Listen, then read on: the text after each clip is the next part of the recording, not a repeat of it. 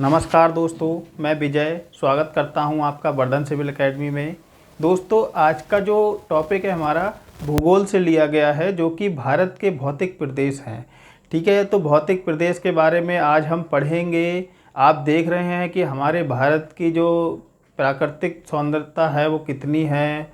जैसे कि उत्तर में हिमालय पर्वत स्थित है, दक्षिण में प्रायद्वीपीय क्षेत्र है, पूरब में हरे भरे पर्वत हैं, उत्तरी मैदान हैं और पश्चिम में सुनहरी रेत से घिरा हुआ है। तो आज हम जानते हैं इस रोचक टॉपिक के बारे में कि भारत के भौतिक प्रदेशों को कितने भागों में बांटा गया है।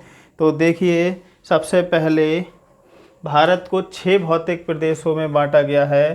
पहले है उत्तर का पर्वतीय भाग, यानी कि यहाँ से स्टार्ट होता है उत्तर का पर्वतीय भाग, जम्मू कश्मीर से इधर होते हुए अरुणाचल प्रदेश तक। ये क्या है बच्चों? उत्तर का पर्वतीय भाग। ठीक है, फिर आ जाते हैं उत्तर का मैदानी भाग। अभी बताते हैं कहाँ पे पड़ेगा। ये पश्चिम का मरुस्थल क्षेत्र। तो बच्चों, यहाँ से ये रहा पश्चिम का मरुस्थल क्षेत्र। ठीक है, आप डायग्राम बना के इस तरीके से समझ सकते हो आराम से। प्रायद्वीपीय पठार कहाँ से कहाँ तक है? देखिए, इस तरीके से यहाँ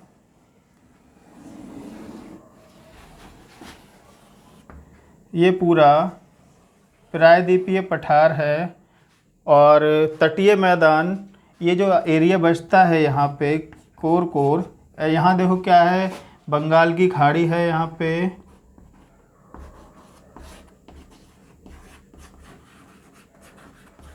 और इधर है अरब सागर।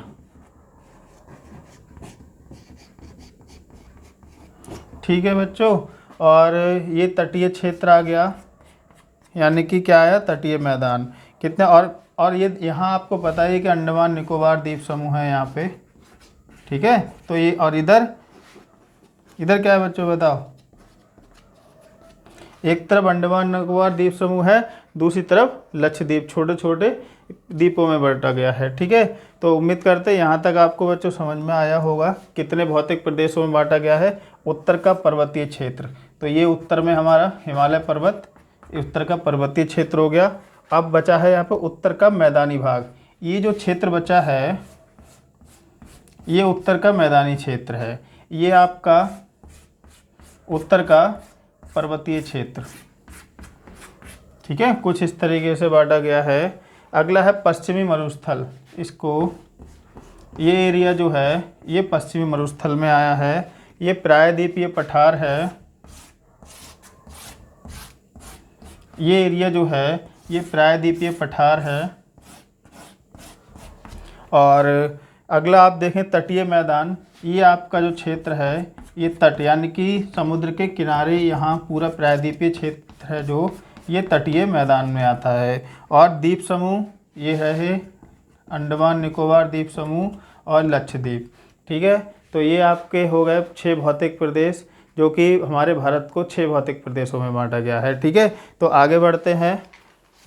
थोड़ा सा हम यहाँ मिटाएंगे।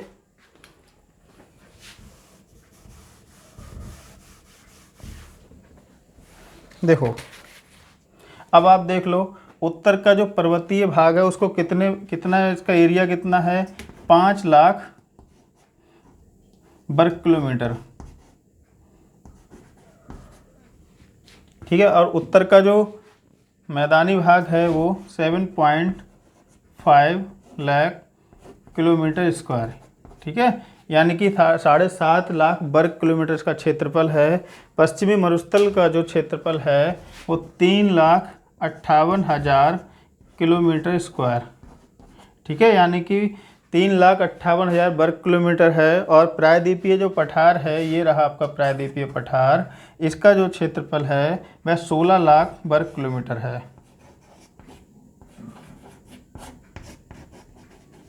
यही 4 जो हैं इम्पोर्टेंट हैं, जिनके बारे में हम आपको अच्छे से पढ़ाएंगे और अच्छे से पढ़ेंगे, और पेपर में भी इसके बारे में ही ज़्यादा पूछा जाता है।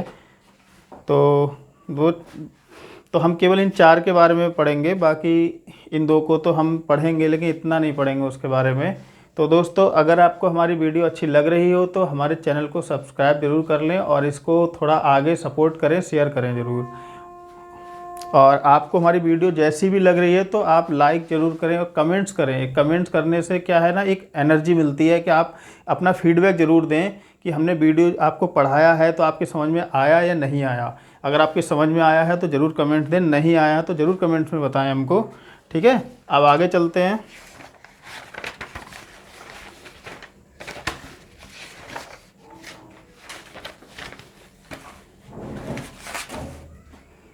देखो बच्चों, इसको हम यहाँ मिटाते हैं और हमने क्या किया, उत्तर के पर्वतीय भाग जो है मैदान, अब हम शुरुआत करते हैं बिल्कुल, ठीक है। अब इनको, अब कहानी यहाँ ख़त्म नहीं होती है, असली कहानी अब स्टार्ट होगी, ठीक है। तो हमने यहाँ कितने भागों में बांटा था, 6 भागों में। तो सबसे पहला भाग कौन सा था हमारा, उत्तर का पर्वतीय भाग, ठीक है। उत्तर के पर्वतीय भाग को बच्चों 3 भागों में बांटा गया है। कौन कौन सा भाग है, 3 भाग, ऐसे मान के चलो 1 2 3। सबसे पहले कौन सा है, ये हिमालय। ये हम आपको इस तरीके इसलिए समझा रहे हैं कि हिमालय, पार हिमालय और बाह्य हिमालय, यानी कि शिवालिक जो क्षेत्र है वो भी बताते हैं कौन कौन सा है, ठीक है। तो सबसे पहले हमें क्या पढ़ना है, हिमालय हो गया। उसके बाद आपका आ गया पार, पार या ट्रांस हिमालय, ठीक है, पार या ट्रांस हिमालय। और तीसरा क्या है, जो पूर्वांचल पहाड़ है,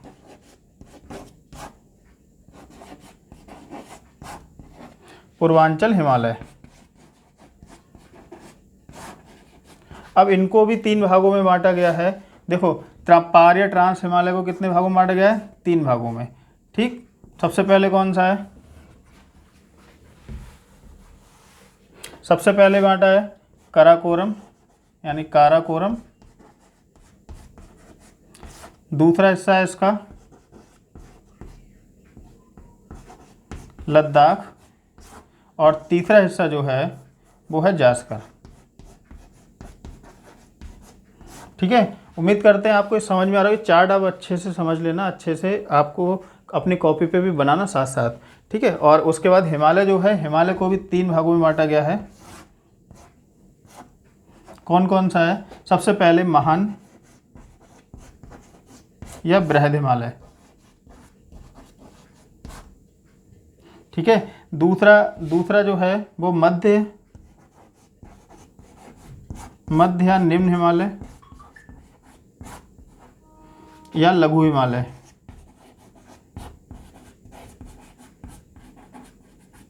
ठीक है। और तीसरा जो है वो है बाह्य हिमालय, बाह्य कर दो या और शिवालिक लिख दो यहाँ पे, ठीक है, शिवालिक। अब भी आपको आगे सब समझ में आएगा किस तरीके से है, ठीक है। बाह्य हिमालय, शिवालिक हिमालय और पूर्वांचल हिमालय तो आपको ऐसे ही रहेगा, इसके बारे में ज़्यादा हमें नहीं पढ़ना है, ठीक है।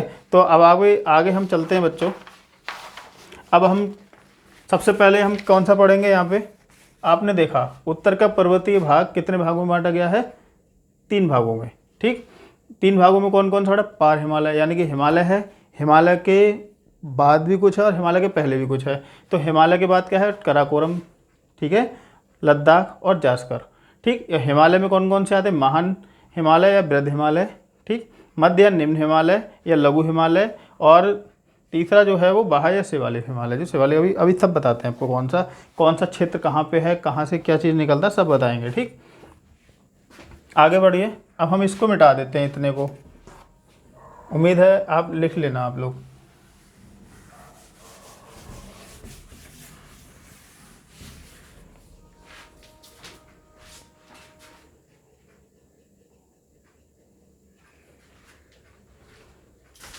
देखिए, अभी हमने आपको पढ़ाया था पार हिमालय, ठीक है, कौन कौन से थे, काराकोरम, लद्दाख और जास्कर, ठीक। लेकिन उससे पहले हम एक चीज़ पढ़ते हैं। आपने यहाँ देखा होगा एक पामीर का पठार सुना होगा, ठीक है। तो पामीर का पठार कहाँ पे, इस तरीके से कुछ उसकी आकृति है, ठीक है। तो जब इस तरीके से आकृति है तो इसमें 3 पर्वत आकर मिलते हैं। एक तो इधर से आता है चाइना से, इसका नाम है टियानसेन। ठीक है, लिखते रहना, ध्यान रखना कौन सा पर्वत कहाँ से आ रहा है। ठीक, दूसरा आता है इधर पाकिस्तान अफगानिस्तान की तरफ से हिंदू कुश।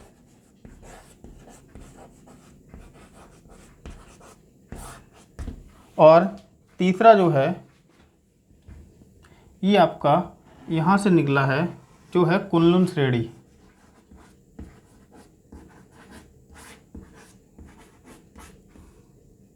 ये कुनलुन श्रेणी। ठीक है, तो ये क्या है, ये तीनों मिलकर एक आप देख रहे हैं, आप यहाँ पे एक प्रकार की छतनुमा आकृति बन गई है भारत के ऊपर, देखो, इसीलिए इसे क्या कहा जाता है। और ये इतनी ऊंचाई पे है कि इसके लिए इसको बोला जाता है संसार की छत, पामीर को पठार को इसीलिए बोला जाता है। ठीक है, तो अब आगे बढ़ो, देखते हैं। सबसे पहले हमने कौन सी पहाड़ियाँ पढ़ी थी यहाँ पे, 3। सबसे पहले थी काराकोरम, दूसरी लद्दाख, तीसरी जास्कर। ठीक है, तो सबसे पहले हमारी कौन सी श्रेणी है, काराकोरम। याद रखना ये हिमालय में नहीं आती है, ये हिमालय की चोटी नहीं है, ना हिमालय पे आता है। दूसरी है लद्दाख, तीसरी जो है वो है जास्कर। ये पर्वत हैं बड़े बड़े, इनकी छोटे छोटे पर्वत अभी आपको और बताएंगे। अब आपकी देखो K2 जो है, K2 यहाँ पर स्थित है। K2 जो है वो दुनिया की सबसे ऊंची चोटी है। K2 पर्वत की जो चोटी है, दुनिया की सबसे ऊंची चोटी कौन सी है, K2। और कहाँ स्थित है ये बताइए, भारत में है। लेकिन किसके क्षेत्र में आती है, ये पीओ के क्षेत्र में आती है, तो इसलिए भारत की सबसे ऊंची चोटी नहीं कहलाई जाती है। तो सबसे ऊंची चोटी जो है भारत की वो कंचनजंगा होती है, कंचनजंगा है, जो कि भारत के सिक्किम राज्य में स्थित है। अभी उसके बारे में भी पढ़ेंगे, तब तक हम ये देखते हैं।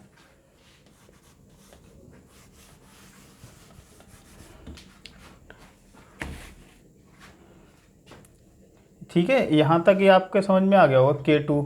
अब अभी हम सब एक एक बारीकियाँ लिखवाएंगे आपकी इसको। ठीक है, अब देखो यहाँ लिख लो पहले तो ट्रांस या पार हिमालय, ट्रांस या पार हिमालय। औसत ऊंचाई जो है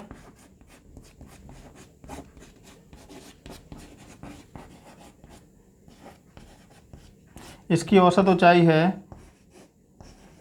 4500 से 5500 मीटर, या 45 से 5500 मीटर तक है। ट्रांस हिमालय जो है वो कितनी पर्वत श्रृंखला, 3 पर्वत श्रृंखलाओं से मिलकर बना है। कौन कौन सी हैं आपकी बताया था हमने, ट्रांस हिमालय, ट्रांस हिमालय 3 पर्वत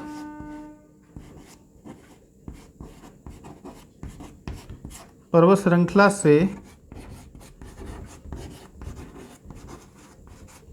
मिलकर बना है। तीनों कौन कौन सी हैं, नंबर 1 काराकोरम, दूसरी लद्दाख, तीसरी जास्कर। ठीक है, तो ये नंबर 1 काराकोरम, दूसरी लद्दाख, तीसरी जास्कर, ये हमने 3 आपको बताए थे। और यहाँ से नीचे जो है वो हमारा हिमालय पर्वत शुरू होता है। ठीक है, हिमालय पर्वत से अलग हैं ये, हिमालय पर्वत पे नहीं आती हैं ये। तो हिमालय पर्वत जो है ये यहाँ से शुरू होता है, नंगा पर्वत से। अभी बताते हैं इसके बारे में। सबसे पहले आप पढ़ेंगे काराकोरम के बारे में।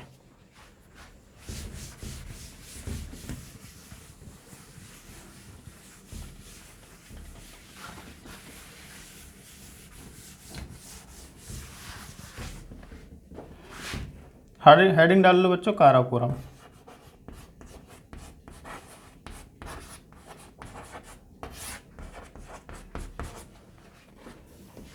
प्राचीन काल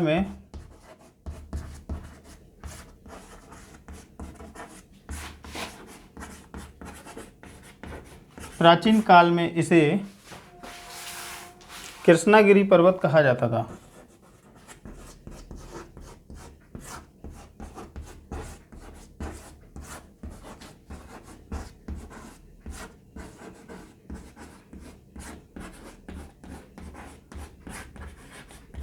ठीक है, याद रखना, कृष्णागिरी पर्वत किसे कहा जाता था? काराकोरम को। दूसरा पॉइंट लिखो,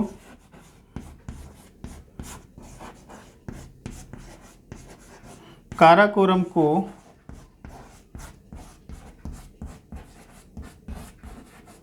एशिया की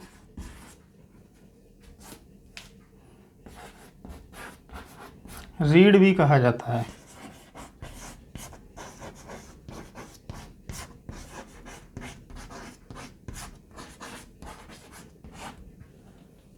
ठीक है, काराकोरम का प्राचीन नाम क्या था? कृष्णागिरी की पहाड़ियाँ बोलते थे। ठीक है, कृष्णागिरी पर्वत। और दूसरा क्या है? काराकोरम पर्वत को एशिया की रीढ़ भी कहा जाता है। काराकोरम पर्वत की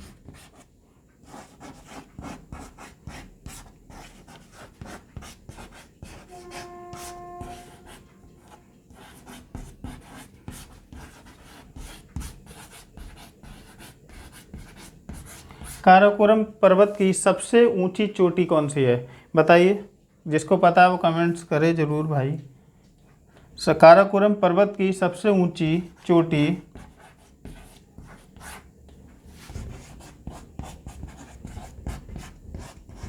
K2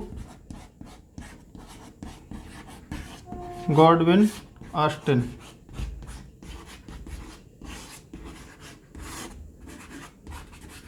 काराकोरम पर्वत की सबसे ऊंची चोटी है वो K2 गॉडविन ऑस्टिन है।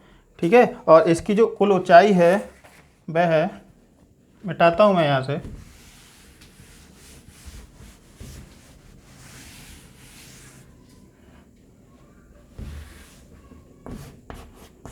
K2 पर्वत की चोटी जो है उसकी कुल ऊंचाई जो है, K2 की कुल ऊंचाई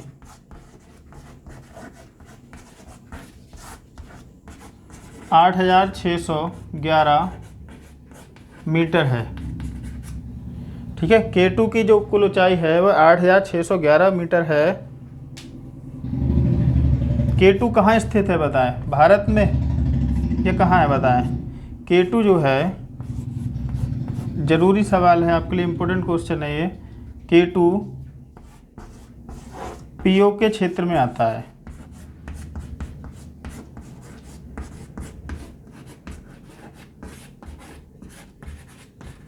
POK वह क्षेत्र है जब भारत के अंदर तो है लेकिन भारत को उस पर अधिकार नहीं है। ठीक है, तो K2 जो है वो POK क्षेत्र में आता है। अब एक चीज आप नोट करके लिख लो, विशेष नोट।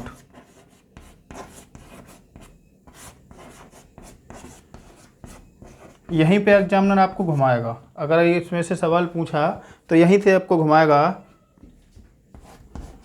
K2 की स्थिति, देखो K2 की जो स्थिति है वह POK में होने के कारण वह भारत का तो सबसे ऊपर है लेकिन भारत में नहीं है। ठीक है, तो K और में बहुत अंतर रखना, और ज़्यादा अंतर भी नहीं है। आप फट से K2 लगा के आओगे अगर पेपर में पूछेगा, लेकिन K और में बहुत ज़रूर ध्यान रखना है। K2 की स्थिति POK में होने के कारण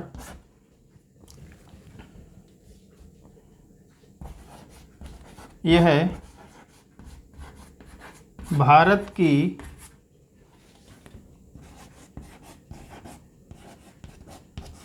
सबसे ऊंची चोटी मानते हैं।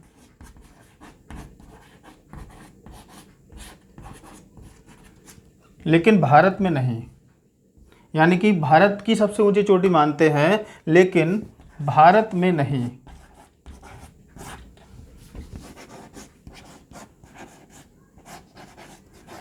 भारत में सबसे ऊंची चोटी कौन सी है बताएं? भारत में सबसे ऊंची चोटी जो है वह है कंचनजंगा। ठीक है, भारत की सबसे ऊंची चोटी जो है वह K2 रहेगी, भारत की है। अब जैसे मान के चलो आप विदेश चले गए हैं तो इंडिया के ना, लेकिन अब वहाँ जाके आप काम कर रहे हैं तो आप पे अधिकार किसका है भाई? जो जिस कंपनी में काम कर रहे हैं विदेशी कंपनी, उसका अधिकार है आपके ऊपर, वो आपको अपने तरीके से काम कराएगा, है ना। और यही ऐसे ही अब पीओके के अंदर में आता है ये, तो ये भारत का तो है लेकिन भारत में नहीं है, इसकी स्थिति जो है वो अलग हो गई है। पीओके, पीओके क्या है? पीओके की फुल फॉर्म लिख लो, पाक ऑक्युपाइड कश्मीर।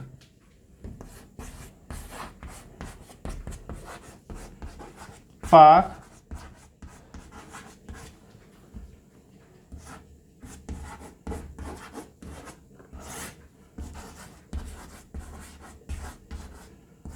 पीओके की जो फुल फॉर्म है, सॉरी, पाक ऑक्युपाई है, पाक ऑक्युपाई कश्मीर, ठीक है, इसको जरूर ध्यान रखना।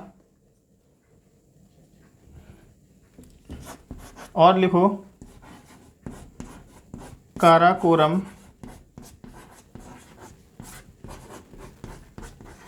श्रेणी की सबसे ऊंची चोटी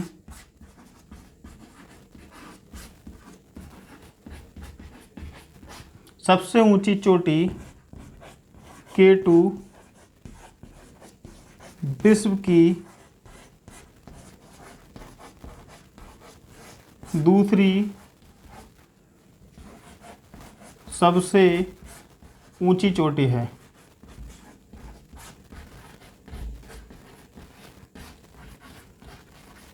ठीक है भाइयों, काराकोरम जो है, काराकोरम की सबसे ऊंची चोटी है वह विश्व की सबसे ऊंची चोटी है K2, ठीक है। और पहले नंबर पे कौन सी आपको सबको पता ही होगी, ठीक, जिसको पता है कमेंट्स करें, नहीं पता है तो बता देते हैं। सबसे ऊंची चोटी है माउंट एवरेस्ट, ठीक है, जिसकी कुल है लंबाई है 8848 मीटर और इसकी है 8611, यानी कि 8611 मीटर जो है वो K2 की ऊंचाई है।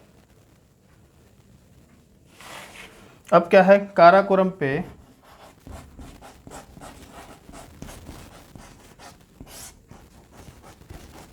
काराकोरम जो श्रेणी है, ठीक है, काराकोरम श्रेणी पे अनेकों बर्फ के पहाड़ हैं,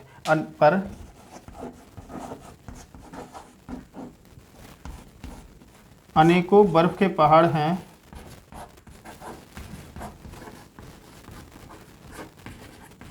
जिसमें सबसे ऊंचा पर्वत पहाड़ कौन सा है? बर्फ का सबसे ऊंचा है वह सियाचिन।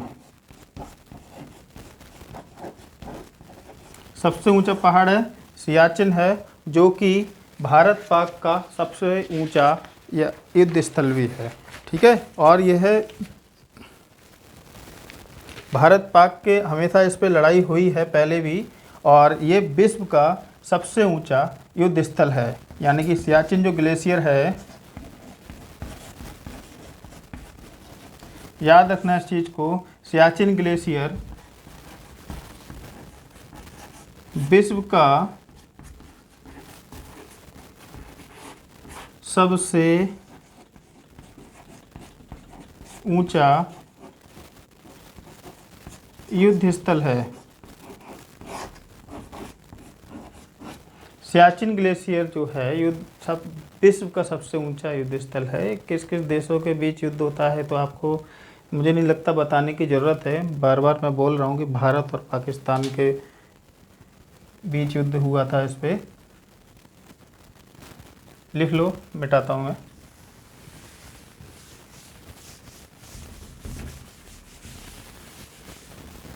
हेडिंग डाल लो सियाचिन।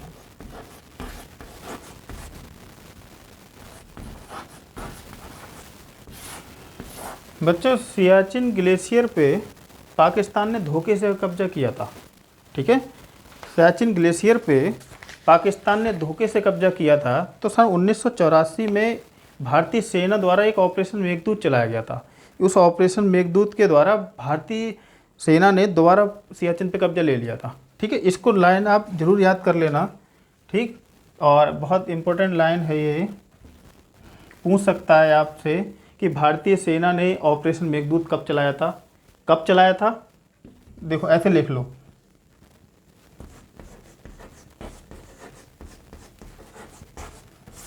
सियाचिन ग्लेशियर पर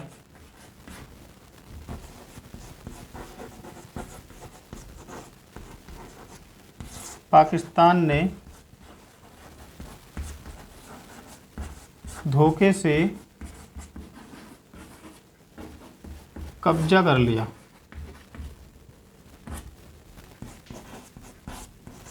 ठीक है, जब धोखे से कब्जा कर लिया तो भारतीय सेना द्वारा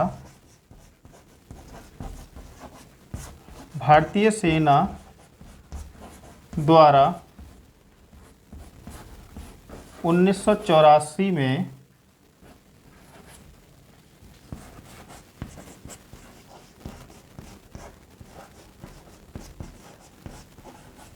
ऑपरेशन मेघदूत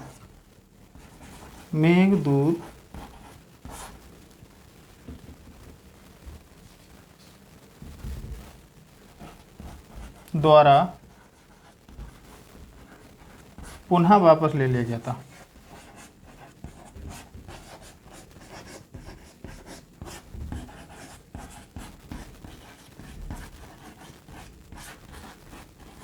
ठीक है, यानी कि पाकिस्तान ने धोखे से कब्जा किया, वो तो उसका काम है धोखा देना, ठीक, हमेशा वो करता ही है ऐसे ही। तो धोखे से उसने क्या किया, कब्जा कर लिया। उसके बाद में भारतीय सेना द्वारा ऑपरेशन मेघदूत चलाया गया था। कब चलाया गया था, 1984 में। जब 1984 मेघदूत चलाया गया था तो सियाचिन ग्लेशियर को पुनः वापस लिया गया था। आपसे क्या पूछेगा, ऑपरेशन मेघदूत किससे संबंधित है, तो आपको याद रखना है किससे, सियाचिन ग्लेशियर से। कब चलाया गया था, 1984 में। सियाचिन ग्लेशियर को पुनः वापस कब लिया गया था, 1984 में। किसके द्वारा लिया गया था, ऑपरेशन मेघदूत द्वारा लिया गया था। और किससे लिया था, पाकिस्तान से वापस लिया गया था। ठीक है, मैंने आपको लिखवाई दिया था विश्व का सबसे ऊंचा स्थल, युद्ध स्थल बताई था मैंने अभी। ठीक है, एक चीज़ और देखो, मैंने अभी आपको इस तरीके से बताया था, ये कौन सी थी, काराकोरम, लद्दाख और जास्कर। लिख देता हूँ मैं, याद रहेगा आपको। काराकोरम,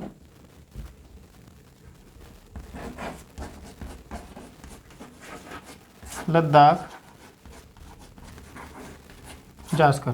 देखो बच्चों, मुझे नहीं लगता कि अभी दोबारा पूरा मैप बनाने की ज़रूरत है, आप समझ गए होंगे मैंने 3 कहाँ की बात कर रहा हूँ मैं। ठीक है, तो जो काराकोरम के जो पर्वत श्रृंखला है, यानी कि जो हिमनद है, वो कौन कौन से, इसको देख लो, बार बार पूछता है। सबसे पहला कौन सा है, काराकोरम पे इस तरीके से मान के चलो, ये एक छोटा पहाड़ है यहाँ पे। ठीक है, तो सबसे पहले हिमनद कौन सा ऊंचा, सियाचिन। दूसरा है बाल्टेरो।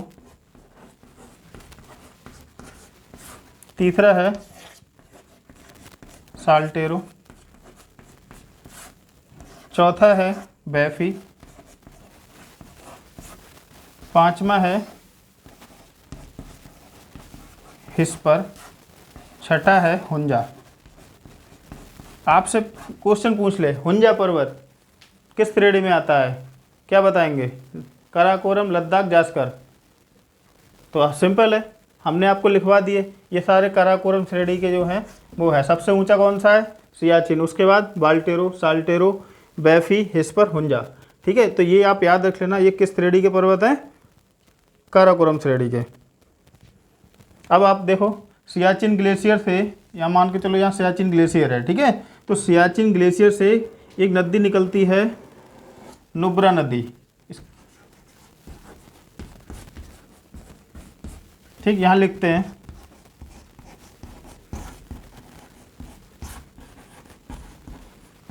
सियाचिन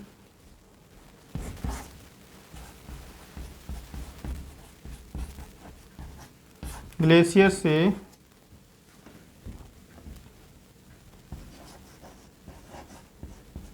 नुब्रा नदी निकलती है,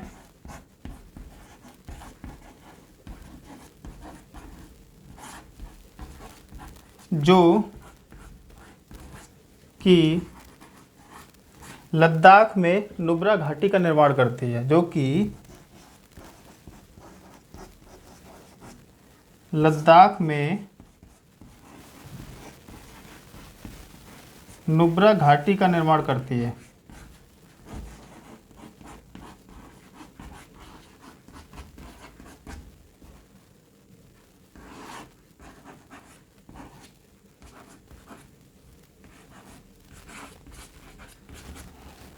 मेरे भाइयों, आप लोग लिखना ज़रूर इसको। जो मैं ये पढ़ा रहा हूँ बहुत काम का है।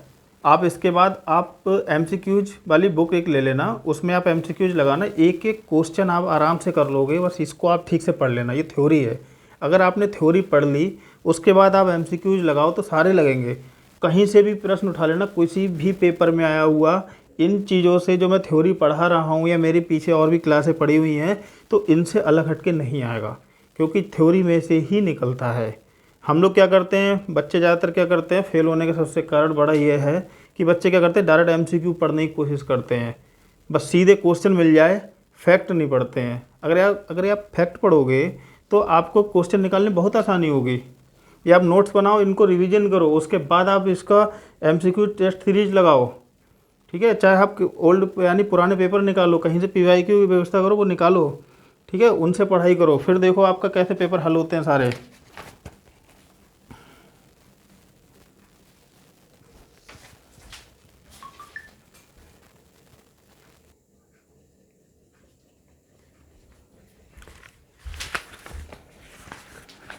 तो भाइयों, आपने पढ़ा अभी सियाचिन ग्लेशियर के बारे में। कहाँ स्थित है ये? काराकोरम श्रेणी में। फिर दूसरी बात, सियाचिन ग्लेशियर जो है वो विश्व का सबसे ऊंचा युद्ध स्थल है।